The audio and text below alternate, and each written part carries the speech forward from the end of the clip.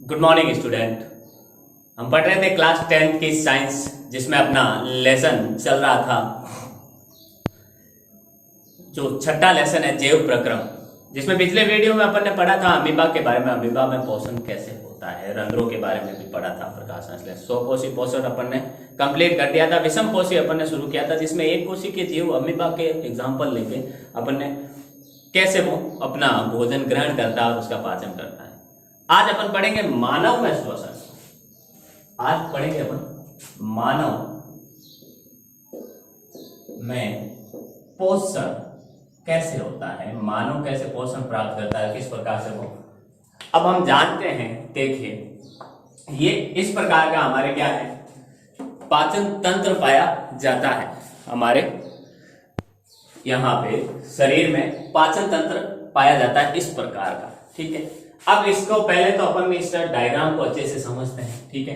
Question कैसे भी आ सकता है। पहले क्वेश्चन के बारे में मैं आपको बता दूं, इससे क्वेश्चन बड़ा बनता है। बड़ा कैसे बनता है, क्या बनता है, तो देखिए पहली चीज इसमें ये आती है कि सवाल बढ़ता है बड़ा, तो बड़ा सवाल कैसे बनता है, पाचन तंत्र का चित्र बनाकर, मानव पाचन तंत्र का चित्र बनाकर क्या करें आप, उसकी संरचना समझिए। सिर्फ संरचना का बोला है, अगर संरचना समझाने का बोला है तो संरचना में तो हम ऐसे हो सकते हैं कि संरचना कि भाई ये चित्र बनाया, चित्र में क्या होता है, मुंह होता है, मुंह में क्या होते हैं, दांत होते हैं, उनके बारे में बताया।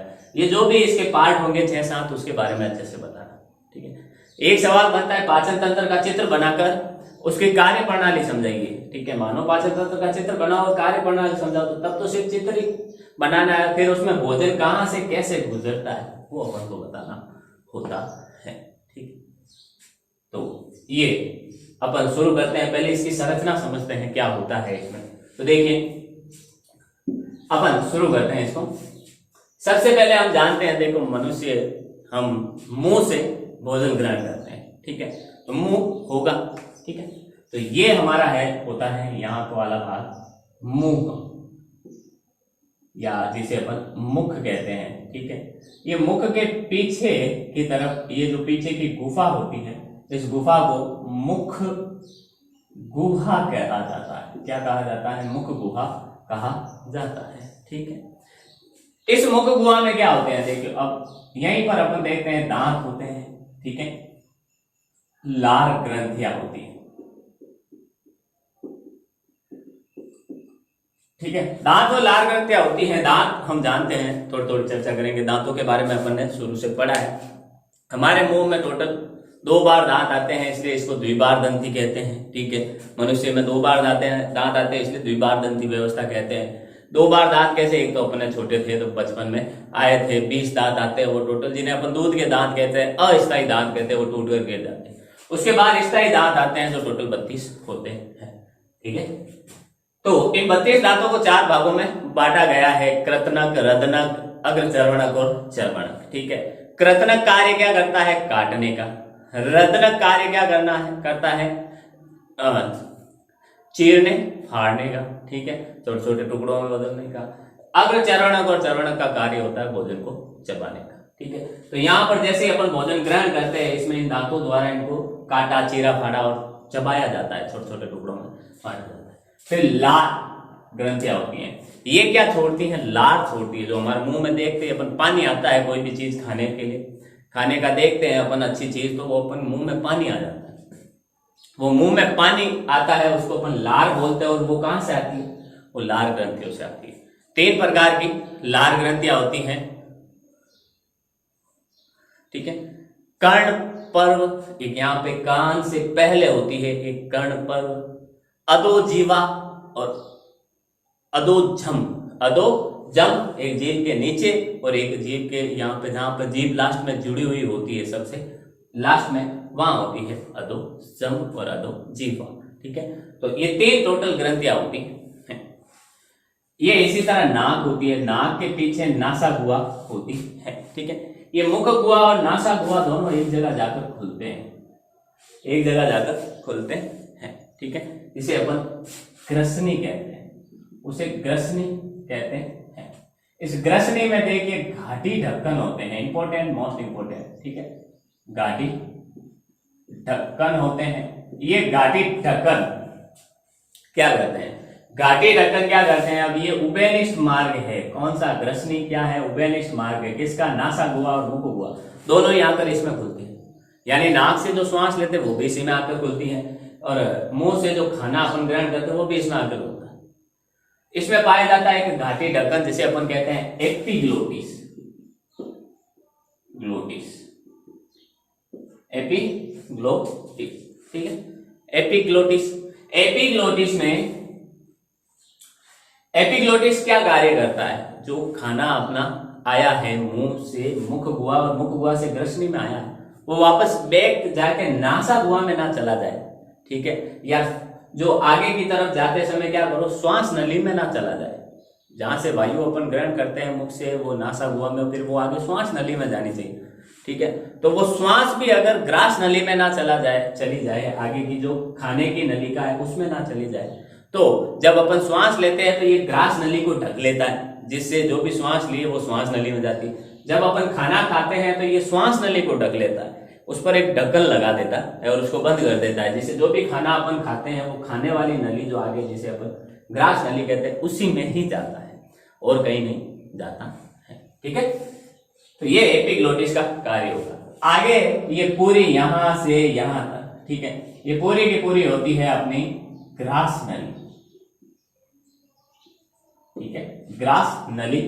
ये ग्रास नली में क्या होते हैं, स्वर यंत्र या कंठ जिसे अपन कहते हैं, जिनसे अपन को बोला जाता है, ठीक है। तो ग्रास नली, इसमें देखिए कुछ सी आकार के छल्ले पाए जाते हैं, इसमें पाए जाते हैं सी आकार के छल्ले, जो जरूरी है वही अपन देखते हैं, ठीक है। सी आकार के छल्ले पाए जाते हैं यहां पर ऐसे, इस प्रकार से। वो क्या होते हैं, इसको पिचकने से रोकते हैं, ठीक है। हमारे गले में ये सी आकार के इस प्रकार से छल्ले पाए जाते हैं जो इस ग्रास नली को पिचकने से रोकते हैं, पिचकने से रोकते हैं, ठीक है। फिर आगे ये ग्रास नली खुलती है पूरा आमाशय में, ये पूरा जो भाग है यहां से लेकर यहां तक का वो सारा का सारा क्या है, आमाशय, आमाशय से खुलती है, ठीक है। आमाशय से में खुलती है। ये आमाशय वैसे भी 3 भाग होते हैं, इसके 3 भाग है। देखिए एक तो जठरा आगम आधा भाग, नीचे वाला भाग जठरा निर्गम और बीच वाला भाग फंडिस भाग होता है, ठीक है। इतनी अपन को चर्चा नहीं करना, अपन को ये ध्यान रखना है कि आमाशय होता है। ग्रास नली किसमें खुलती है, आमाशय में। आमाशय से निकलता है एक जठर रस, ठीक है।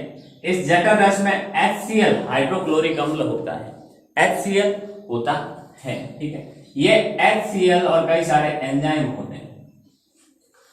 इंपॉर्टेंट है हमारा HCl, आमाशय से जठर रस निकलता है और जठर रस में क्या होता है, HCl होता है, ठीक है। ये HCl आमाशय की एक कोशिकाएं होती है, ऑक्सियोनिक कोशिकाएं, बड़ी क्लास की बात है फिर भी आपको एक चर्चा कर दूं कि HCl आमाशय के अंदर एक कोशिकाएं होती है जिसका नाम है ऑक्सियोनिक कोशिकाएं, उनसे ये HCl निकलता है, ठीक है। और HCl क्या है, एक अम्ल है, हाइड्रोक्लोरिक अम्ल।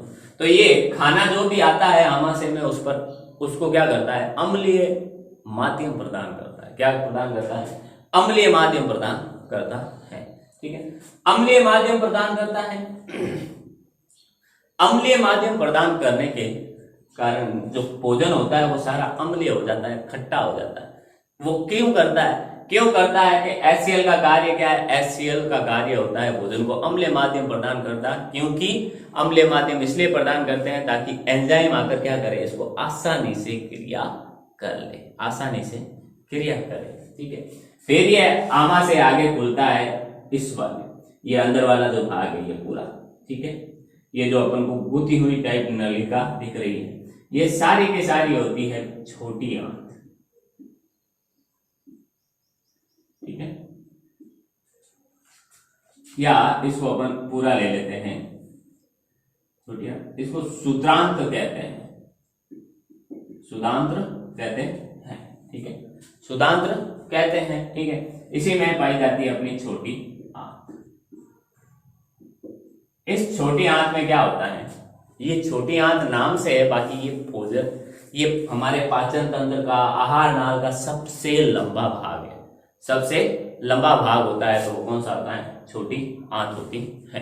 ठीक है, अब इसमें भोजन का सर्वाधिक पाचन होता है। अगर पूछ ले मानव पाचन तंत्र में भोजन का सर्वाधिक सबसे ज्यादा अवशोषण, सबसे ज्यादा अवशोषण, भोजन से सर्वाधिक अवशोषण कहाँ होता है, तो वो होता है हमारा छोटी आंत या शुदांत में। ठीक है, ये बहुत ही, अब इसकी देखिए इसके आगे आता है हमारा, ये यहां से खत्म होती है छोटी आंत, यहां से शुरू होती है हमारी बड़ी आंत, ये जो साइड में हमें दिख रही है।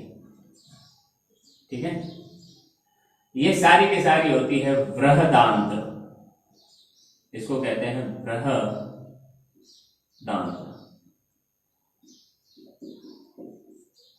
बृहदांत या बड़ी आंत जिसे कहते हैं अपन। ठीक है, ये नाम से बड़ी आंत है, बाकी ये पाचन तंत्र का सबसे छोटा भाग अपन कह सकते हैं। ठीक है, फिर ये बड़ी आंत क्या करती है, इसका कार्य होता है भोजन में से जल को अवशोषित करने का। ठीक है, भोजन में से जल को अवशोषित करने का। फिर ये बड़ी आंत आगे बोलती है एक भाग में जिसे कहते हैं मलाशय। क्या कहते हैं, मलाशय। ये भोजन, अब भोजन से सभी चीजें निकाल दी गई हैं काम की, तो पीछे क्या बचता है, कचरा, अपशिष्ट पदार्थ। तो सारा अपशिष्ट पदार्थ इस मलाशय में आ जाता है और आगे ये होता है गुदा। ठीक है, उत्सर्जन मार्ग जिसे अपन कहते हैं। ठीक है, उत्सर्जन अंग कहते हैं गुदा को। जो भी मलाशय में अपशिष्ट पदार्थ आता है गुदा द्वारा उसको क्या कर दिया जाता है, वापस बाहर फेंक दिया जाता है। तो ये साथ साथ में हमने इसकी संरचना देखी है, संरचना के साथ साथ हमने इसका क्या देखा है, हमने देखा है इसका सारा का सारा कार्य प्रणाली भी अपन ने हल्की हल्की देख ली। अब कार्य कैसे होता है इसकी भी अपन थोड़ी सी चर्चा कर लेते हैं। ठीक है, कार्य देखिए, कार्य की अगर अपन चर्चा करें तो भोजन का निवाला सबसे पहले अपन ग्रहण करते हैं, तो दांतों द्वारा उसको अच्छे से तोड़ा जाता है। ठीक है, कृतनक, रदनक, अग्र चर्वणक, चर्वणक द्वारा तोड़ के इसको चबाया जाता है अच्छे से, और लार इसमें क्या कर दी जाती है, मिक्स कर दी जाती है। तो भोजन को तोड़ने के बाद एकदम बारीक बारीक हो जाता है, लार उसमें मिक्स कर दी जाती है, तो वो एकदम लुगदी नुमा हो जाता है, चिकना, लुगदी नुमा और लसलसा हो जाता है। ठीक है, चिकना, लुगदी नुमा और लसलसा हो जाता है। तो चिकना, लुगदी नुमा और लसलसा हो जाना क्यों करते हैं भाई चिकना और लुगदी नुमा, क्योंकि आगे जो ये नलिका होती है, ठीक है, ये छोटी होती है, इसका व्यास यानी अंदर से इसकी जगह थोड़ी कम होती है। तो चिकना लसलसान इसलिए करते हैं ताकि भोजन जब आगे जाए तो चिपके नहीं, कहीं नली में चिपक ना जाए। ठीक है, और चिपक गया तो फिर क्या होगी, अपन को खाना निगल नहीं पाएंगे, और जैसे नॉर्मल भाषा में अपन कहते हैं अड़ुंज आ गए। ठीक है, वो अड़ुंज क्यों आती है, जब जल्दी जल्दी खाना खाते हैं तो लार सही से मिक्स नहीं होती है, लार से सही मिक्स नहीं होती है, तो ये कहीं ना कहीं जाकर चिपक जाता है हमारे। फिर क्या करते हैं अपन उसमें पानी पीते हैं, जिससे पानी से वो क्या हो जाता है, गीला हो जाता है पूरा।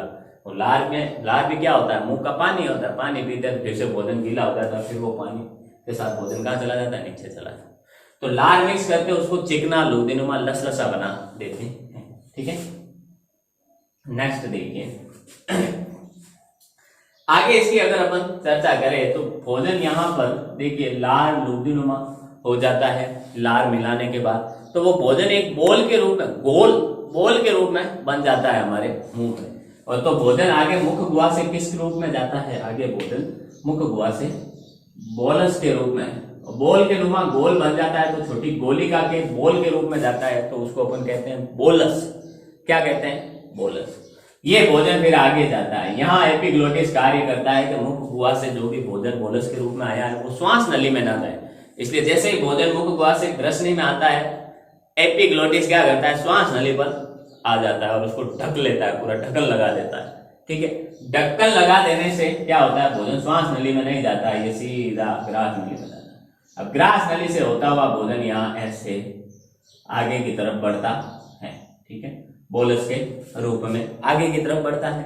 आगे की तरफ कैसे बढ़ता है, आगे की तरफ बढ़ता है तो एक गति होती है, वो गति होती है हमारी कौन सी, क्रमाकुंचन गति, क्रमाकुंचन गति होती है। ठीक है, क्रमाकुंचन गति क्या होती है, क्रम से आकुंचन यानी दबने वाली गति होती है। जैसे ही भोजन ग्रास नली में आता है, पीछे की नली दबती है, दबने से भोजन पर क्या होता है, थोड़ा सा दबाव पड़ता है, भोजन आगे की तरफ सरकता है। ठीक है, फिर से इसके पीछे वाली नली दबती है, फिर आगे की तरफ सरकता है, ऐसे सरकते सरकते भोजन आगे चलता है। और ये क्रम से होता है, ऐसा नहीं है कि यहाँ से दबी फिर यहाँ से दबेगी फिर यहाँ नहीं, जैसे ही भोजन आगे सरका उसके पीछे वाली दबेगी, तो लगातार दबता जाता है और आगे चलता जाता है। फिर भोजन चला जाता है आमाशय में। ठीक है, आमाशय में भोजन आ गया, आप देखिए यहाँ पर। ठीक है, अब भोजन यहाँ आ गया, अब अपन ने कई सारे निवाले खाए, तो बोलस के रूप में वो कई सारे निवाले यहाँ आ गए सब। ठीक है, इन पर फिर क्या, आमाशय से जठर रस छोड़ा जाता है। ठीक है, यहां से ये ऐसे जठर रस इन पर छोड़ा जाता है। जठर रस में हम जानते हैं क्या होता है, HCl, तो ये भोजन का सारा क्या कर लेता है, माध्यम अम्लीय कर लेता है। ठीक है, अम्लीय माध्यम हो जाने के कारण आमाशय में जो भी एंजाइम होते हैं जो भोजन को और तोड़ने का कार्य करते हैं, पचाने का कार्य करते हैं, तो वो सारे एंजाइम आकर इस पर क्रिया करते हैं और भोजन के अवयवों को तोड़ते हैं। अब भोजन के अवयव कौन कौन से हैं, जैसे कार्बोहाइड्रेट, प्रोटीन, वसा, विटामिन, खनिज लवण, इन सबको तोड़ते हैं। इन सबको अच्छे से वो एंजाइम आकर क्या करते हैं, तोड़ते हैं, बिल्कुल तोड़ देते हैं। ठीक है, तोड़ देते हैं तो सारे एंजाइम आकर यहाँ क्या करते हैं, तो सबसे ज्यादा पाचन भी कहाँ होता है, आमाशय में। तो सर्वाधिक अगर पाचन पूछे तो वो कहाँ होता है, आमाशय के अंदर होता है। ठीक है, आगे अगर अपन चर्चा करें तो ये आमाशय में अब क्या हो जाता है, बिल्कुल एंजाइमों द्वारा बिल्कुल ही बारीक कर दिया जाता है, एक चूर्ण की तरह। ठीक है, चूर्ण की तरह हो जाने के कारण अपन जानते हैं, अगर आपने सुना भी होगा कभी, तो एक चूर्ण आती थी पेट को पचाने वाली, काइम चूर्ण कहते हैं। ठीक है, खाने को पचाने वाली। ठीक है, जब किसी को अपच होता है, भोजन पचता नहीं, वो चूर्ण गाता था। ठीक है, अब यहाँ पर तो जब भोजन पच गया पूरा एकदम एंजाइमों द्वारा, तो वो एक चूर्ण की तरह हो गया, उसी के नाम पर इसका नाम रख दिया क्या, काइम। इसमें जो भोजन होता है उसको कहते हैं काइम। ठीक है, यहां से जो भोजन आया बोलस के रूप में, यहाँ चूर्ण की तरह हो गया, इसलिए इसको काइम कहते हैं। ये कायम चूर्ण के रूप में कहा जाता है, छोटी आंत में सारा, छोटी आंत या सुतांत्र में। छोटी आंत में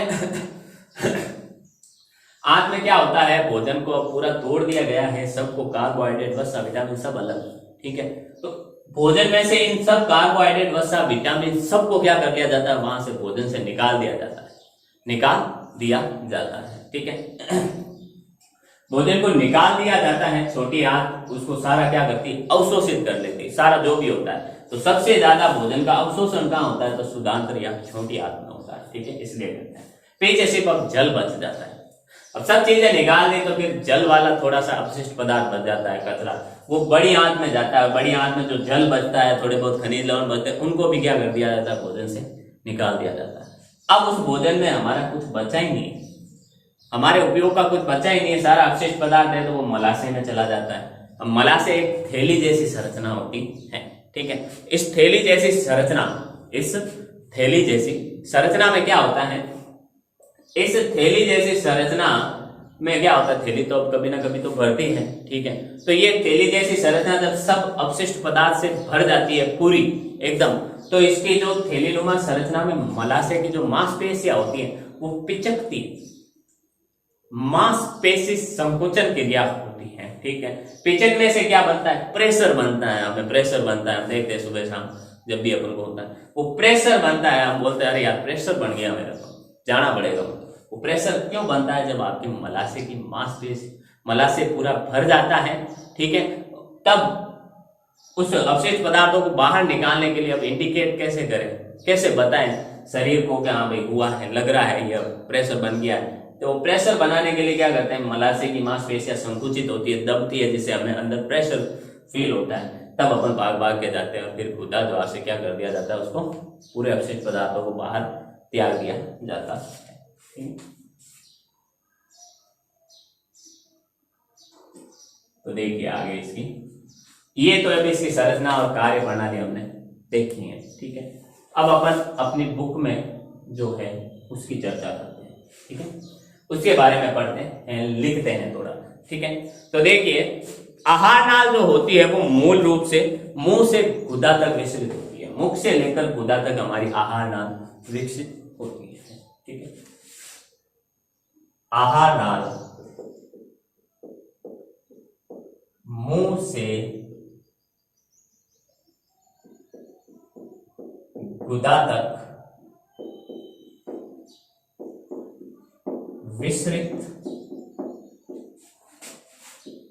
होती है। आहार नाल मुख से गुदा तक विस्तृत होती है, ठीक है, और ये एक लंबी नलिका के रूप में होती है, ठीक है। प्राकृतिक रूप से भोजन जो होता है वो एक प्रक्रम से गुजरता है, प्राकृतिक रूप से ही गुजरता है। मनुष्य ने खुद ने अपने अंदर, ऐसा नहीं है कि यहाँ भाई मुख लगा लिया, यहाँ मुख हुआ है, यहाँ एपिग्लोटिस, यहाँ आमे से ये पेट, ऐसा नहीं। ये प्रक्रम प्राकृतिक रूप से शुरू से चला आ रहा है। तो प्राकृतिक रूप से भोजन को एक प्रक्रम से, एक प्रक्रिया से गुजरना होता है, जिससे वह उसी प्रकार के छोटे छोटे कणों में बदल जाता है, जिसके कारण क्या होता है, भोजन जो इतना बड़ा अपन ग्रहण करते हैं निवाला, वो आयन में जाते जाते बिल्कुल बारीक हो जाता है, ठीक है।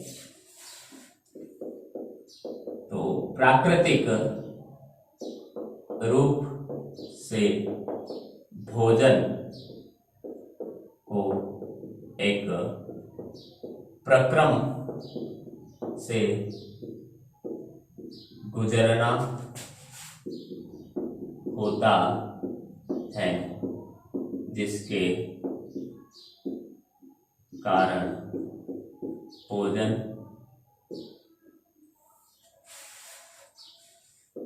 छोटे छोटे कणों में बदल जाता है। छोटे छोटे कणों में क्या होता है, बदल जाता है, ठीक है।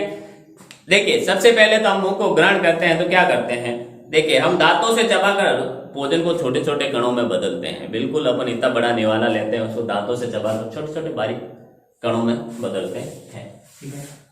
हम दांतों से चबाकर भोजन को छोटे छोटे कणों में बदलते हैं। छोटे छोटे कणों में क्या करते हैं अपन, बदलते हैं, ठीक है।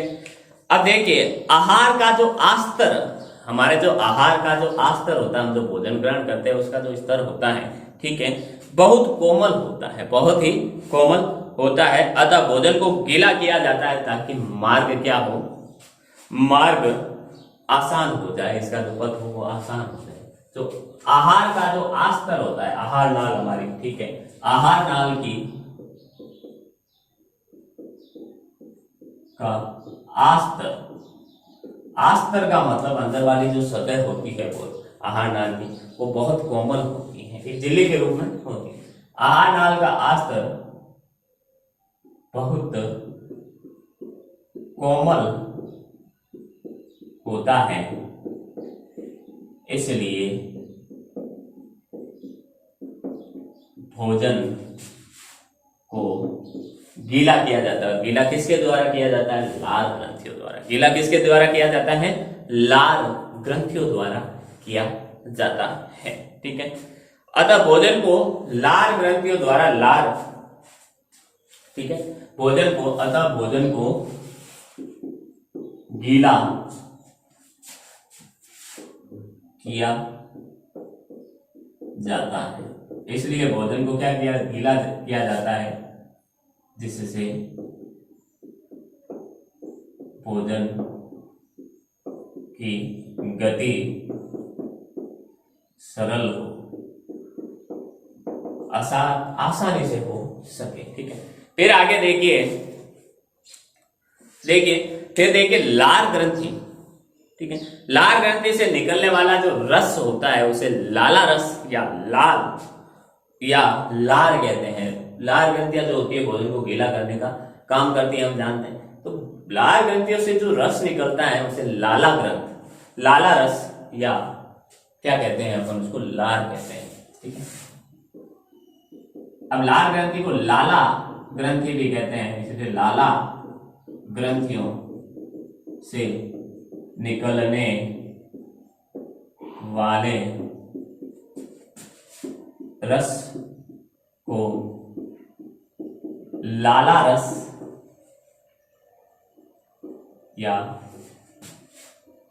लार कहते हैं। क्या कहते हैं, लार कहते हैं, इसे अपन लार कहते हैं, ठीक है। आगे देखिए, भोजन का अवशोषण आहार नाल द्वारा होता है। भोजन का जो अवशोषण होता है, जो अवयव होते हैं, उसमें से निकालने का कार्य आहार नाल करती है, हमें पता है। ठीक है, इसके लिए छोटे छोटे खंडों में तोड़ते हैं, इसलिए भोजन को हम क्या करते हैं, छोटे छोटे खंडों में तोड़ते हैं। ठीक है, ये कार्य जैव उत्प्रेरक एंजाइमों द्वारा किया जाता है। दांतों के द्वारा तो किया जाता है, दांतों के द्वारा तो भोजन को भौतिक रूप से तोड़ा जाता है। इतना बड़ा निवाला था, फिर उसको क्या करते हैं अपन, छोटे छोटे दांतों से तोड़ते हैं। लेकिन मेन कार्य जो इस भोजन में से क्या करते हैं, कार्बोहाइड्रेट, वसा, प्रोटीन, इनको अलग करने का कार्य जैव उत्प्रेरक करते हैं, और उन जैव उत्प्रेरकों को एंजाइम कहते हैं। ठीक है, तब जाके वो अवशोषण योग्य होते हैं। ठीक है, आगे देखिए, लार, आगे देखिए, भोजन का अवशोषण आहार नाल में होता है। भोजन का अवशोषण आहार नाल में होता है। किसमें होता है, आहार नाल में होता है। अतः भोजन को तोड़ते हैं। यह तोड़ने का कार्य जैव उत्प्रेरक जो होते हैं, जैव उत्प्रेरक, ये जैव उत्प्रेरक का मतलब होता है कि ये सिर्फ सजीवों पर क्रिया करते हैं एंजाइम। ऐसा नहीं है कि एंजाइमों को अगर अपन छोड़ देंगे कहीं यहाँ पर, जैसे ले ले अपन टेबल पर छोड़ दें जो निर्जीव है, तो उसको भी पचा लेंगे, नहीं। ठीक है, जैव उत्प्रेरक होते हैं, सजीवों पर ही क्रिया करते हैं जो जीवित होते हैं। ठीक है, तो जैव उत्प्रेरक एंजाइमों द्वारा होता है। किसके द्वारा, एंजाइमों द्वारा होता है। ठीक है, आगे देखिए, लार में जो लार एमिलेज एंजाइम होता है, वो जटिल अणुओं को क्या करता है, सरल अणुओं में तोड़ता है। लार में भी एक एंजाइम पाया जाता है जिसे लार एमिलेज कहते हैं, एमाइलेज या एमिलेज कहते हैं, जो भोजन के जटिल अणुओं को क्या करता है, शर्करा में खंडित करता है, सरल शर्करा में तोड़ता है। ठीक है, लार में लार एमिलेज, एमिलेज या एमाइलेज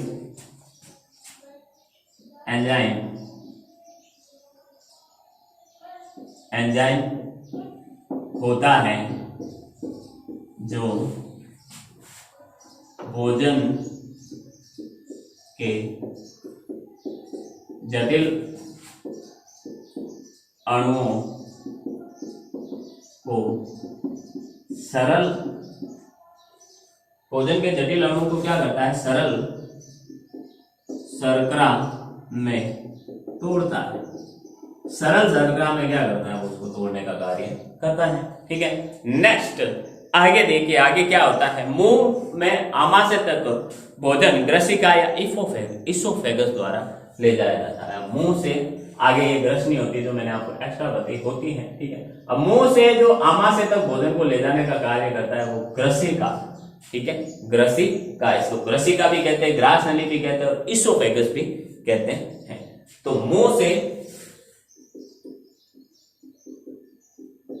से आमाशय तक भोजन ले जाने का कार्य कौन करता है, ग्रसिका, ग्रास नली भी कहते हैं इसको, या फिर इंग्लिश में इसको कहते हैं इसोफेगस द्वारा होता है। इसोफेगस द्वारा होता, किसके द्वारा, इसोफेगस द्वारा होता है। ठीक है, फिर देखिए, आमाशय की जो पेशीय भित्ति होती है, इस आमाशय की जो पेशीय की भित्ति होती है, जिसमें पेशियों से बना हुआ एक संरचना है। ठीक है, जे आकार की संरचना है। ठीक है, तो पेशियों की जो भित्ति होती है, आमाशय की पेशीय भित्ति भोजन को अन्य पाचक रसों के साथ मिश्रित करने में सहायक होती है। तो आमाशय की जो पेशीय भित्ति होती वो भी ऐसे सिकुड़ती है। ठीक है, जिससे भोजन क्या करता है, अन्य रसों के पाचक रस जो होते हैं, जिनमें एंजाइम होते हैं, उनके साथ मिक्स हो जाता है। ठीक है। आमाशय की पेय भित्ति भोजन को आमाशय की पेशीय भित्ति भोजन को अन्य पाचक रसों में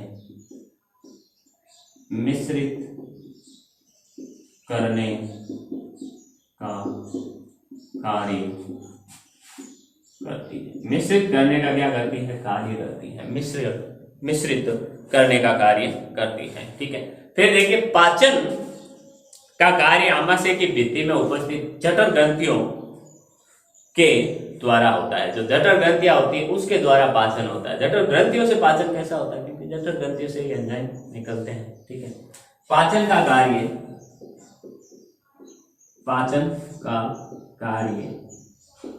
आमाशय की भित्तियों की जठर ग्रंथियों द्वारा होता है। इसके द्वारा? जठर ग्रंथियों द्वारा होता है, ठीक है। आगे देखिए पाचन का कार्य आमाशय की जठर ग्रंथियों द्वारा होता है, ठीक है। नेक्स्ट अगर अपन चर्चा करें आगे तो देखिए जठर ग्रंथियों, अब जठर ग्रंथियों से देखिए हाइड्रोक्लोरिक अम्ल निकलता है। एक हाइड्रोक्लोरिक अम्ल HCl जो अपन ने पढ़ा है, ठीक है। हाइड्रोक्लोरिक अम्ल एक प्रोटीन पाचक एंजाइम पेप्सिन तथा श्लेष्मा का स्रावन होता है, ठीक है। जठर ग्रंथियों से हाइड्रोक्लोरिक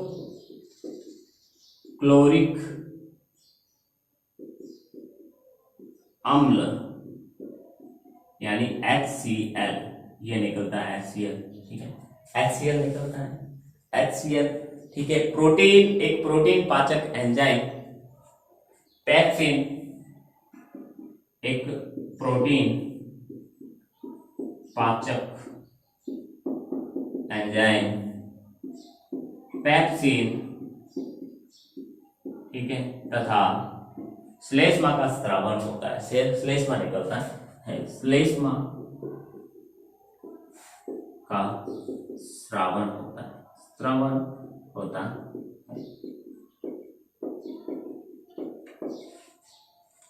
अब जठर ग्रंथियों में हाइड्रोक्लोरिक अम्ल HCl ये अम्लीय माध्यम प्रदान करता है।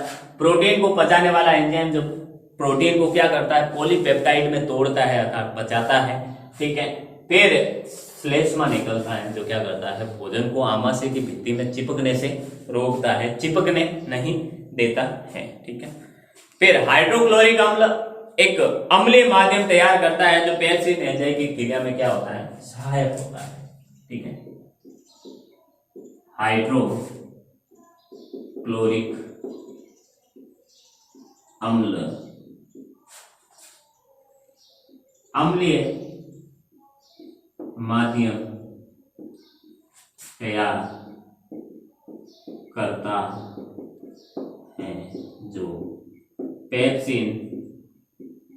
पेप्सिन एंजाइम की क्रिया में क्या होता है? सहायक होता है, क्रिया में सहायक होता है, क्रिया में सहायक होता है, ठीक है।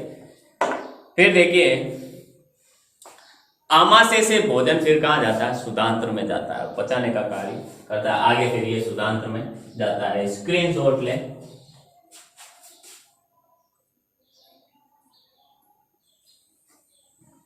तो ये था आज अपन ने, देखिए लिखा कम है लेकिन समझा बहुत ही ज्यादा है, क्योंकि पाचन तंत्र हमने पूरा समझ लिया है। अब मैं आपको सिर्फ उसके नोट्स बना रहा हूँ कि सवाल जब भी आ जाए तो अपन को कैसे उसको लिखना है, कैसे पॉइंटों में लिखना है, ठीक है। तो उम्मीद करता हूँ जो भी आज अपन ने मानव पोषण में मानव जो पाचन तंत्र अपन ने पढ़ा है वो आपने समझ में आया होगा। इसको आगे कंटिन्यू करेंगे और कल कंप्लीट करेंगे इस पूरे तंत्र को, ठीक है। उम्मीद करता हूँ समझ में आया होगा। मिलते हैं अगली क्लास में, तब तक के लिए all the best, thank you.